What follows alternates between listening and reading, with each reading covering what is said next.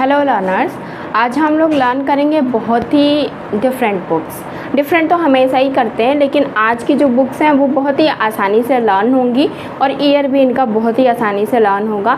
Sequence में भी पूछी जाती हैं और ये भी पूछी जाती हैं ये किसकी बुक्स हैं, और बहुत ही ज़्यादा कंफ्यूज भी कर सकती है। चलिए जानते हैं हम लोग अपनी यूनिक ट्रिक के माध्यम से। द पोस्ट मॉडर्न कंडीशन, अगर पोस्ट मॉडर्न कंडीशन होगी या कंडीशन अगर लास्ट में होगी और ये बुक पब्लिश है 1979 को, तो आपका आंसर क्या होगा? कंडीशन कब है? लास्ट में।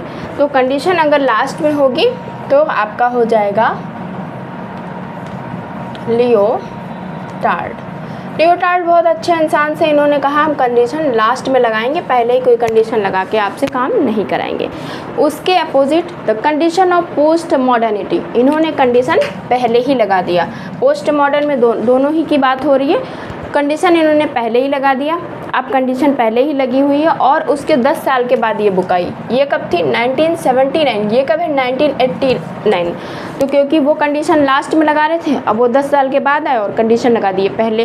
तो ये कौन है? ये हैं डेविड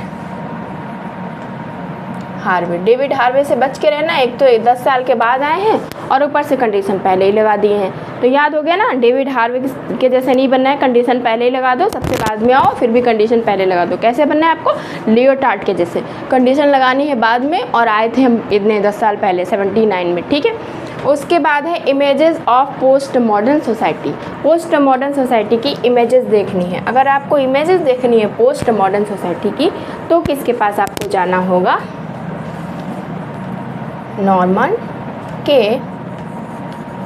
डंजिन के पास आपको जाना पड़ेगा। तो आपको क्या करना है? इमेजेस देखनी है किसकी? पोस्ट मॉडर्न सोसाइटी की। और कुछ करना नहीं है तो आप नॉर्मली चले जाइए डंजिन के पास, और क्या करना है? इमेजेस देख लीजिए। नॉर्मली जाके आपको देखना है, नॉर्मल को हम नॉर्मली से जोड़ देंगे।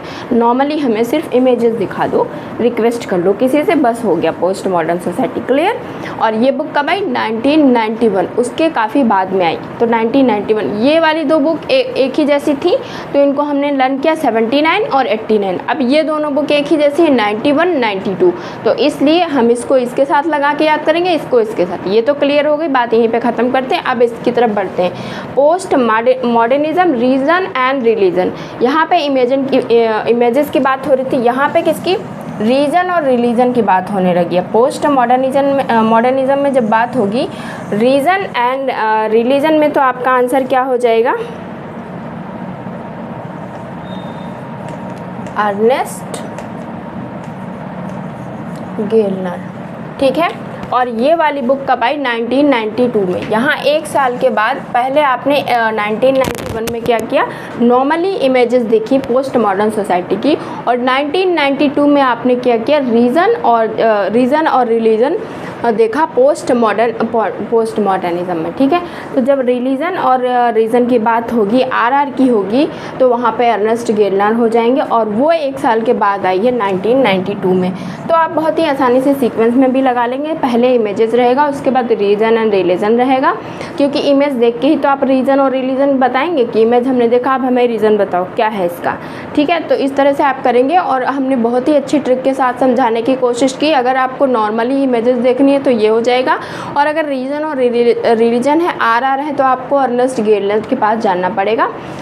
और ये वाली आपको दोनों बहुत ही अच्छे से लर्न हो गई। कंडीशन बाद में रहेगा तो लियोटार्ड, अगर कंडीशन पहले है तो डेविड हार्वे। पब्लिश कब हुई वो भी हमने बता दिया, 79, 89, 91, 92। हमें लगता है आपको कुछ तो यूनिक लगा होगा और आपको ज़रूर ये हेल्प करेगा। अगर आपको भी मेरी ट्रिक अच्छी लगती है तो हमें फॉलो करिए, कमेंट में मेंशन करिए कि आपको ट्रिक अच्छी लगती है या नहीं, और थोड़ा भी आपको आपके नॉलेज में आपको लर्न करने में हेल्प मिलती है तो please do like, share and subscribe my channel. Thank you for watching the video.